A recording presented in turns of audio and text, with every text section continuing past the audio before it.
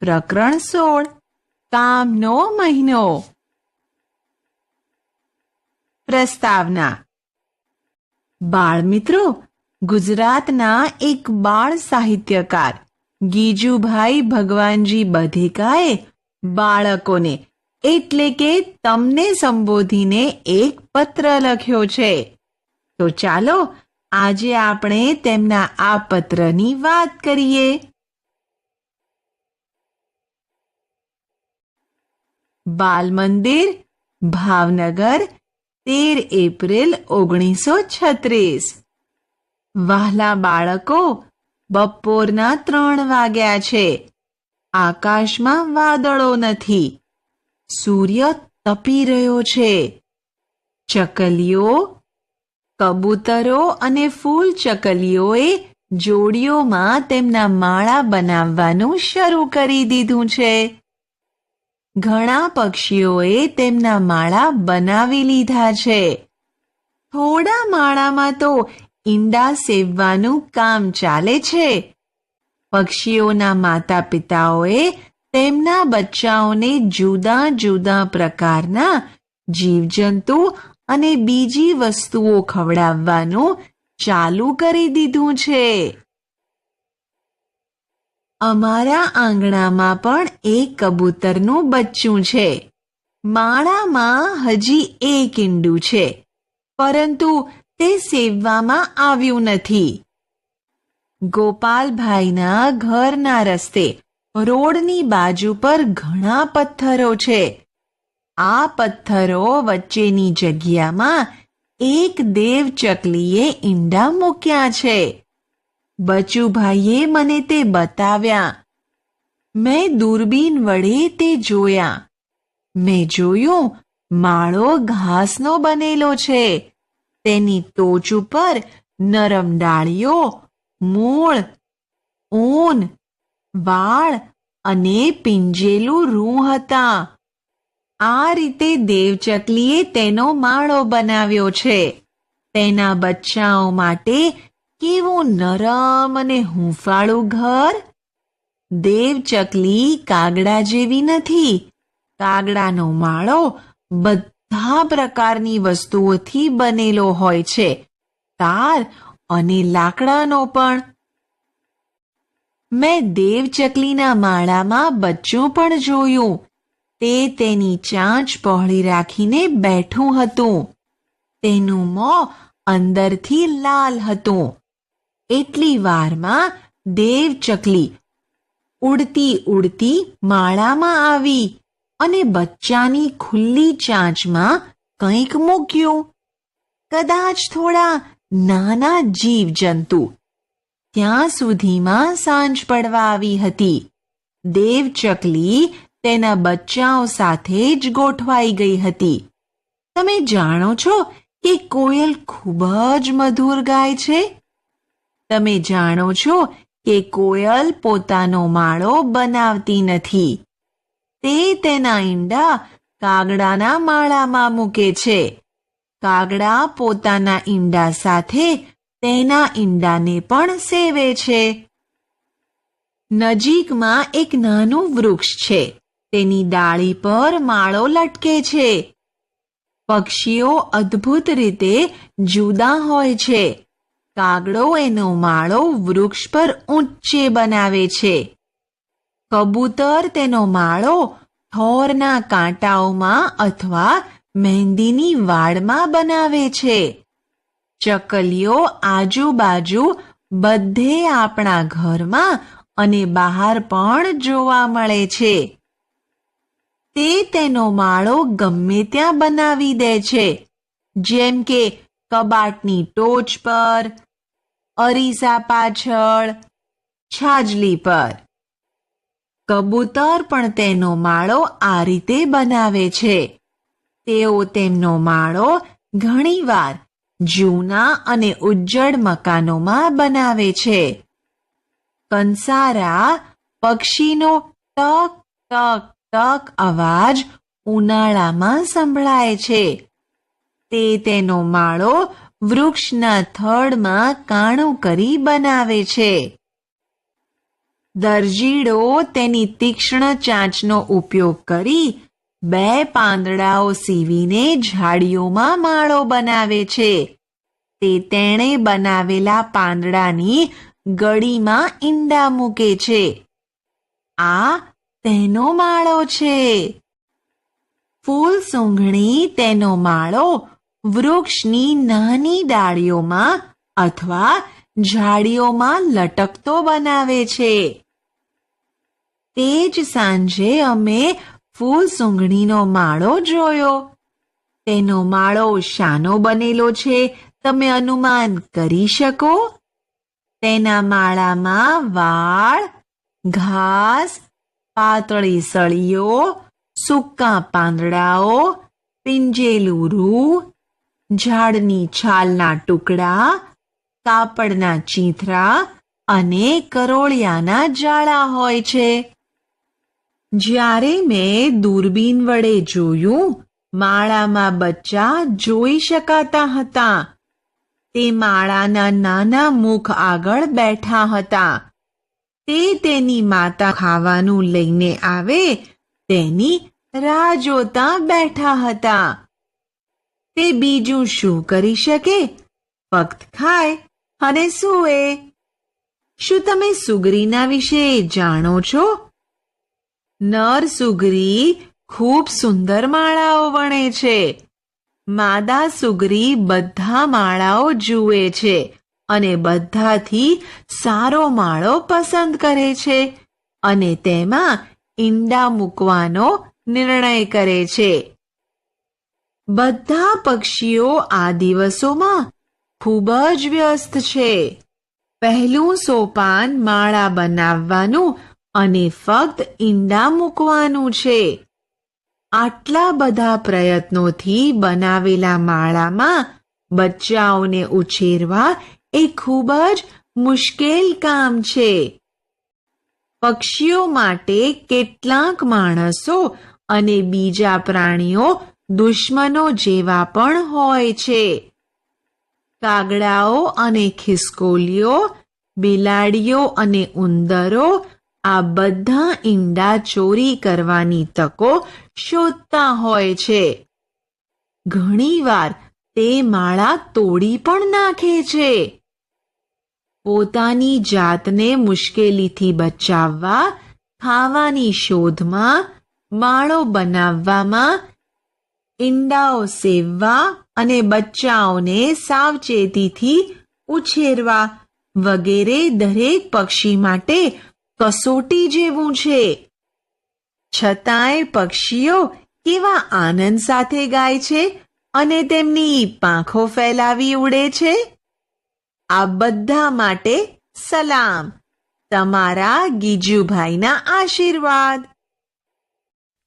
ગીજુભાઈએ પક્ષીઓની માળા અને બચ્ચાના ઉછેર અંગેની માહિતી આપતો પત્ર લખ્યો છે.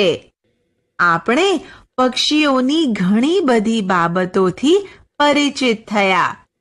ચાલો હવે કેટલાક પ્રશ્નોના જવાબ લખો. ગીજુભાઈએ આ પત્ર કેટલા વર્ષો પહેલા લખ્યો હતો? ગીજુભાઈએ આ પત્ર 83 વર્ષ પહેલા લખ્યો હતો. તમે એમાંથી કયા પક્ષીઓ જોયા છે?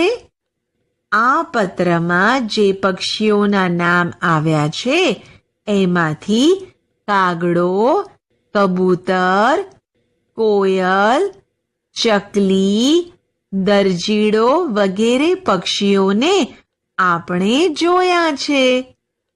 બીજા કેટલા પક્ષીઓ તમે જોયા છે? કયા કયા? હા, આ પક્ષીઓ સિવાય તમે મોર, પોપટ, સમડી, ગીધ, બતક, બગલો, હોલો વગેરે પક્ષીઓને પણ જોયા હશે. તમે પક્ષીઓનો માળો જોયો છે? તમે તે ક્યાં જોયો છે? હા, તમે પક્ષીઓનો માળો જોયો હશે. તમારા ઘરમાં કબાટ ઉપર કબૂતરે બનાવેલો માળો પણ તમે જોયો હશે. તમારું મનપસંદ પક્ષી કયું? તમે વર્ગમાં તમારા મિત્રોને કહી શકો એ કેવી રીતે ઉડે છે અને કેવો અવાજ કરે છે? મારું મનપસંદ પક્ષી કબૂતર છે. કબૂતર પોતાની બંને પાંખો આજુબાજુ ફેલાવીને પગ અંદર ખેંચીને સીધી લીટીમાં ઉડે છે અને તે ઘૂ ઘૂ ઘૂ ઘૂ એવો અવાજ કરે છે. તમારે કહેવાનું કે આ પક્ષી કયું છે? માથે મુગટ છે અને પૂંછડીમાં સિક્કાઓ, ટોચથી પૂંછડી સુધી ખૂબ જ ભૂરા પટ્ટાઓ. ચાવી, તે આપણું રાષ્ટ્રીય પક્ષી છે. બોલો, તે પક્ષી મોર છે. તમે સાચું કહ્યું. જો તમારા ઘરની આજુબાજુ અથવા ઘરમાં કોઈ માળો હોય તો તે ધ્યાનપૂર્વક જુઓ. યાદ રાખો, માળાની ખૂબ નજીક જશો નહીં અને તેને અડશો નહીં. જો એમ કરશો તો પછી પક્ષી ફરીવાર માળામાં આવશે નહીં. થોડા દિવસો સુધી માળાનું અવલોકન કરો અને આપેલા પ્રશ્નોની નોંધ કરો. તે પક્ષીએ માળો ક્યાં બનાવ્યો છે? તે પક્ષીએ ઘરમાં કબાટ ઉપર માળો બનાવ્યો છે. તે માળો શાનો બનેલો છે? તે માળો ઘાસના સૂકા તણખલા અને સળેકડાનો બનેલો છે.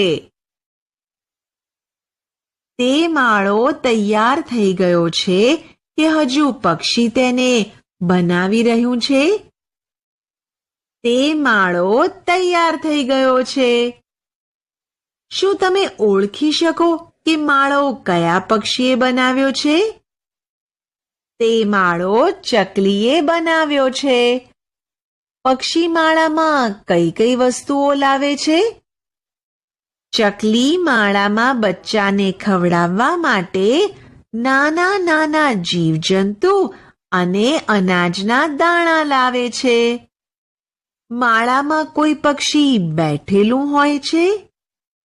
હા, માળાની અંદરના ભાગમાં પક્ષી બેઠેલું હોય છે.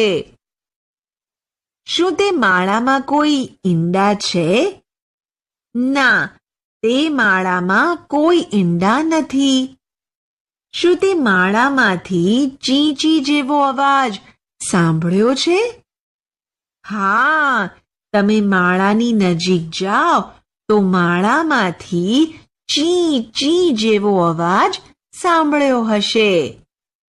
જો માળામાં બચ્ચાઓ છે તો બચ્ચાના મા બાપ તેમના ખાવા માટે શું લઈ આવે છે?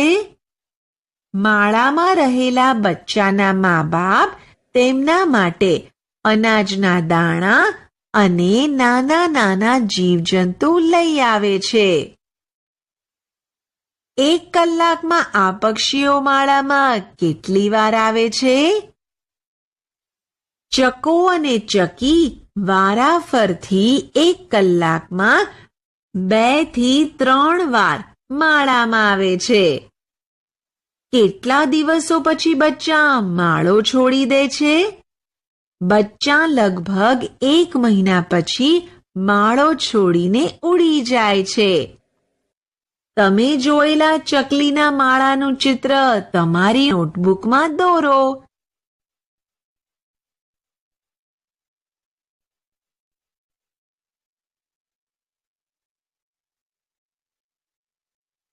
ચકલીના માળાનું ચિત્ર દોરાઈ ગયું.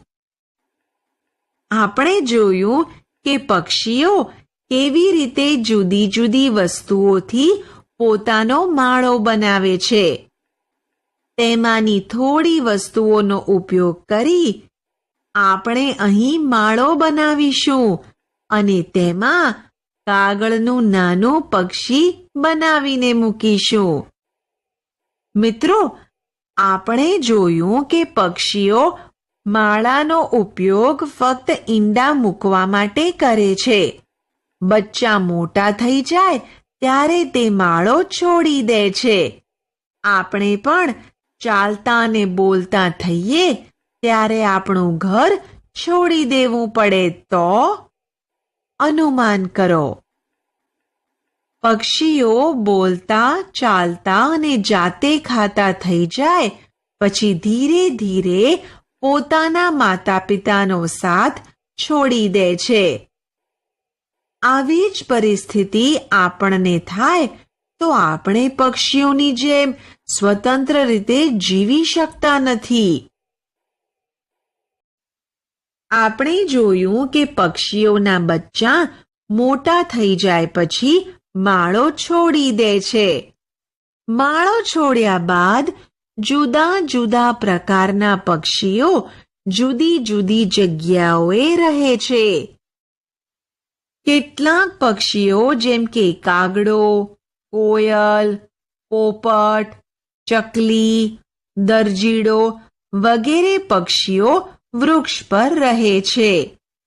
બગલો, બતક, સુરખાબ, સારસ, હંસ, વાબગલી અને ટીટોળી વગેરે પક્ષીઓ પાણીમાં અથવા તો પાણીની નજીક જોવા મળે છે અને મોર જમીન પર જોવા મળે છે.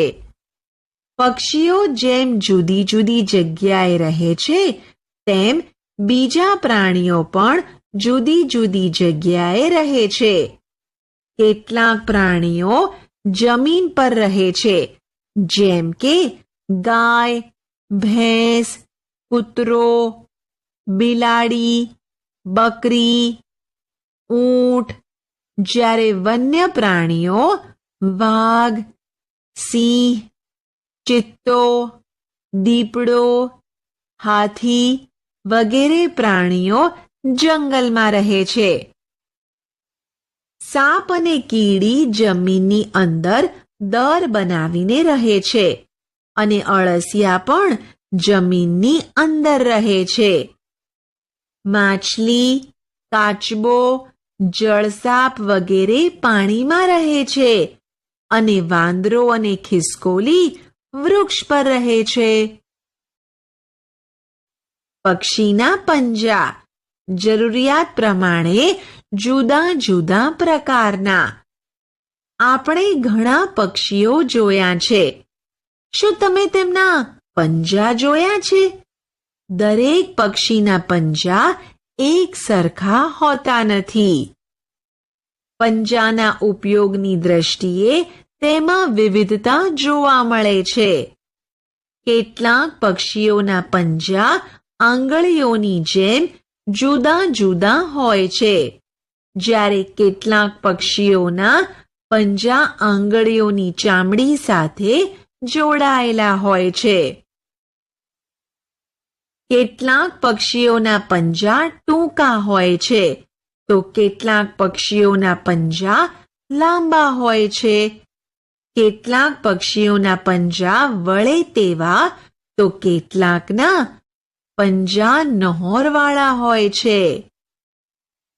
જુઓ, અહીં કેટલાક પક્ષીઓના પંજાના ચિત્રો આપેલા છે. પાણીમાં તરવા, વૃક્ષની ડાળીઓ પકડવા, ખોરાક ઝડપવા એટલે કે શિકાર કરવા, જમીન પર ચાલવા, વૃક્ષ પર ચડવા. દરેક પક્ષીઓ તેમના આ પંજાનો જુદી જુદી રીતે ઉપયોગ કરે છે. બતકના પગના આંગળા ચામડીની એક સપાટી વડે જોડાયેલા હોય છે. આવા પગ હલેસા જેવા હોય છે, માટે પગની આવી રચનાના લીધે બતક પાણીમાં સરળતાથી તરી શકે છે. કાગડો અને મોર તેમના પંજાનો ઉપયોગ ઝાડની ડાળી પકડીને તેના પર બેસવા માટે કરે છે. ગરુડ અને બાજ જેવા શિકારી પક્ષીના પગના નહોર ખૂબ જ મજબૂત અને તીક્ષ્ણ હોવાથી તેઓ તેનો ઉપયોગ શિકારને પકડવા માટે કરે છે. કબૂતર તેના પંજાનો ઉપયોગ જમીન પર ચાલવા માટે કરે છે. પોપટ તેના પંજાનો ઉપયોગ ઝાડના થડ ઉપર ચડવા માટે અને કોઈ પણ વસ્તુને પકડવા માટે કરે છે. પક્ષીની ચાંચ ખોરાક પ્રમાણે જુદી જુદી પ્રકારની. હવે જુઓ, અહીં પક્ષીઓની ચાંચના ચિત્રો આપેલા છે. ખોરાક પ્રમાણે દરેક પક્ષીની ચાંચ જુદા જુદા પ્રકારની હોય છે. માંસ ફાડવા અને ખાવા, વૃક્ષના થડ અને લાકડામાં કાણું પાડવા, ફૂલોનો રસ ચૂસવા, છીછરા પાણી અને કાદવમાંથી નાના જીવજંતુ શોધવા, બીજ તોડવા અને વાટવા, ઘણી બધી જાતના ખોરાક કાપવા અને ખાવા. શિકારી પક્ષીઓ જેમ કે સમડી અને બાજ વગેરેનો મુખ્ય ખોરાક માંસ છે. તેથી તેમની ચાંચ મજબૂત, અણીદાર, ધારવાળી અને આંકડાની જેમ વળેલી છે, જેનાથી તેઓ સરળતાથી માંસ ફાડી શકે છે. લક્કડખોદ અને કંસારાની ચાંચ ખિલ્લા જેવી એટલે કે લાંબી, સીધી, જાડી અને આગળથી તીક્ષ્ણ હોય છે. માળો બનાવવા માટે ઝાડના થડમાં કાણું પાડવા માટે આ ચાંચ ખિલ્લાની માફક કામ કરે છે. આ લાંબી અને તીક્ષ્ણ ચાંચ વડે ઝાડની છાલ કોચીને તેની નીચેથી જીવજંતુ ખોરાક તરીકે મેળવે છે. ફૂલ સૂંઘણી અને શક્કરખોરાની ચાંચ તેમના શરીરના પ્રમાણમાં લાંબી, ખૂબ જ પાતળી અને ધનુષ આકારની વળેલી હોય છે. આવી ચાંચના કારણે આ પક્ષીઓ ફૂલમાંથી સહેલાઈથી રસ ચૂસી શકે છે.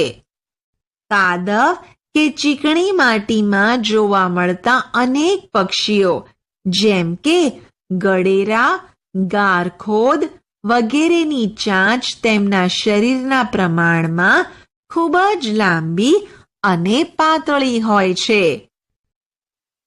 આવી ચાંચના કારણે આ પક્ષીઓ કાદવ અને ચીકણી માટી ખોદીને કીડા અને નાના જીવજંતુઓ સહેલાઈથી ખાઈ શકે છે. કબૂતર મુખ્યત્વે દાણા અને અનાજ ખાય છે. આથી તેની ચાંચ આગળથી તીણી, અણીદાર અને મોઢા પાસે પહોળી અને જાડી હોય છે. આવી ચાંચથી તેઓ બીજને એટલે કે દાણાને સરળતાથી પકડીને તોડી કે વાટી શકે છે. કાગડો મિશ્રહારી પક્ષી છે. કાગડાની ચાંચ લાંબી અને મજબૂત હોય છે. તેની ચાંચથી તે ખોરાકને સરળતાથી કાપી તેમજ બચકું ભરી શકે છે. લાંબી તથા મજબૂત ચાંચથી કાગડો ચણ, ફળ અને માંસને સરળતાથી ખાઈ શકે છે. પ્રાણીના દાંત. તમે જુદા જુદા પ્રાણીઓને જોયા જ હશે. આ બધા પ્રાણીઓને જુદા જુદા પ્રકારના દાંત હોય છે. ગાયના આગળના દાંત ઘાસ કાપવા માટે હોય છે. બાજુ પરના દાંત ઘાસ ચાવવા માટે મોટા અને સપાટ હોય છે. બિલાડીના દાંત માંસ ફાડવા અને કાપવા માટે તીક્ષ્ણ હોય છે. સાપને વાંકા તીક્ષ્ણ દાંત હોય છે, પરંતુ તે પોતાનો ખોરાક ચાવતા નથી. સાપ પોતાનો ખોરાક આખો જ ગળી જાય છે. ખિસકોલીના આગળના દાંત જીવન પર્યંત વધ્યા કરે છે. તેમણે તેમના લાંબા કરેલા દાંત વડે વસ્તુઓ ખોતરવાની હોય છે. આમ દરેક પ્રાણીઓના દાંત જુદા જુદા પ્રકારના હોય છે. તમારા પોતાના દાંત વિશે શોધી કાઢો અને લખો. હવે હું તમને કેટલાક પ્રશ્નો પૂછીશ. તમારી ઉંમર કેટલી છે? તમારી ઉંમર 9 વર્ષ છે. ખરું ને? તમારા દાંત કેટલા છે? તમારે 20 દાંત છે. તમારા કોઈ દાંત તૂટી અથવા પડી ગયા છે? કેટલા? તમારા 3-4 દાંત પડી ગયા છે. તમને કેટલા નવા દાંત આવ્યા છે? તમારે 2-3 નવા દાંત આવ્યા છે. તમારા કેટલા દૂધિયા દાંત પડી ગયા છે, પરંતુ તેની જગ્યાએ નવા દાંત આવ્યા નથી? તમારા આગળના ભાગમાં ઉપરના 2 અને નીચેના 2 દૂધિયા દાંત પડી ગયા છે. તેમાં એક દાંત નવો આવ્યો નથી. બાકીના બધા આવી ગયા છે. દૂધિયા દાંત કોને કહેવાય તમને ખબર છે? ચાલો હું તમને કહું. નાના બાળકને આવતા શરૂઆતના દાંતને દૂધિયા દાંત કહેવાય. દાંત વિશે વધારે શોધો. તમારા મિત્રના દાંત જુઓ. શું તે જુદા પ્રકારના દાંત છે? તમારા મિત્રના અને તમારા દાંત લગભગ સરખા પ્રકારના જ છે. ખરું ને? આપણે અહીં તમારા આગળના દાંત અને પાછળના દાંતનું ચિત્ર દોરીશું.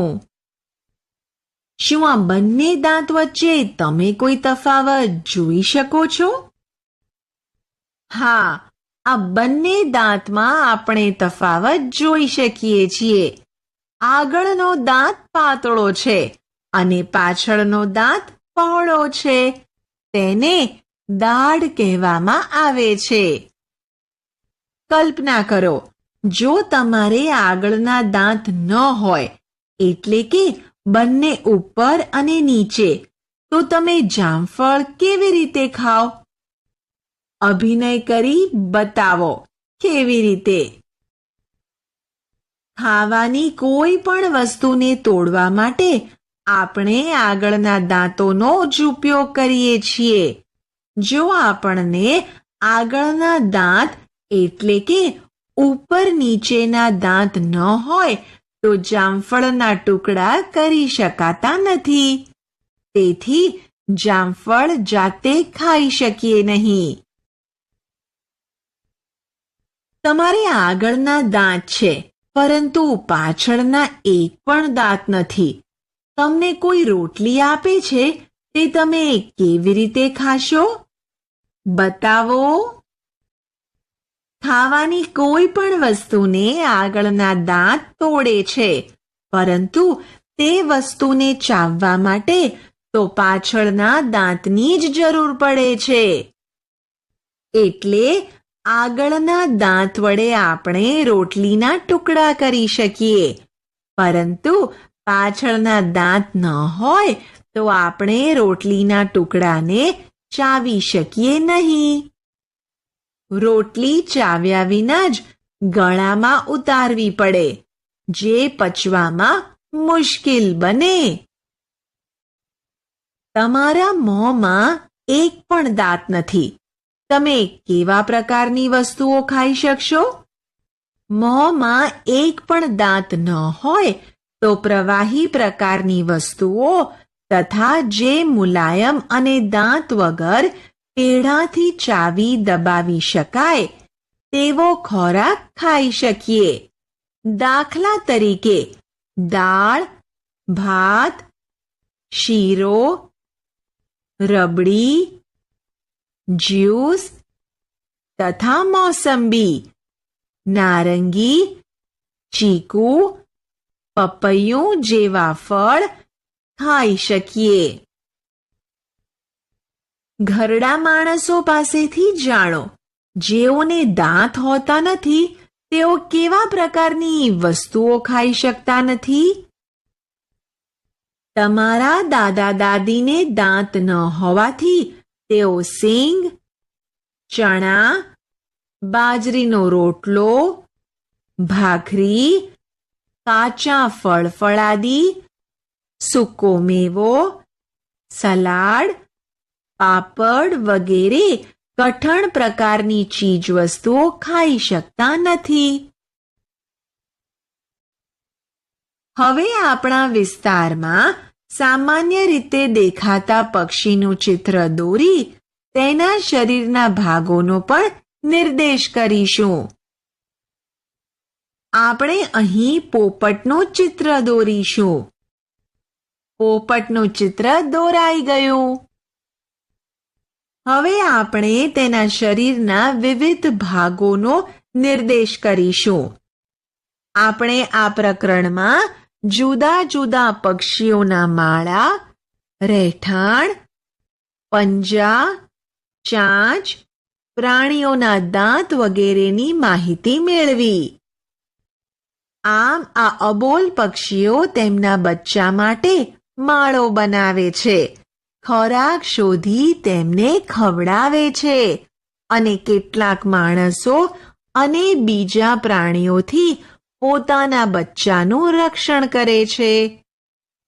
બચ્ચા મોટા થતાં તેઓ માળાને છોડી દે છે. આમ પક્ષીઓ તેમના બચ્ચાઓને ઉછેરવા ખૂબ મુશ્કેલીઓ સહન કરે છે. આપણે શું શીખ્યા? વિવિધ પક્ષીઓની ઓળખ, વિવિધ પક્ષીઓની માળા અને તેને બનાવવાની રીત વિશે જાણકારી, પક્ષીઓના અને પ્રાણીઓના રહેઠાણ અંગે જાણકારી, પક્ષીઓની મુશ્કેલીઓ અંગે જાણકારી, પક્ષીઓના પંજાની વિવિધતા અંગે સમજ, પક્ષીઓની ચાંચની વિવિધતા અંગે સમજ, મનુષ્યના દાંત અને તેમની ઉપયોગિતા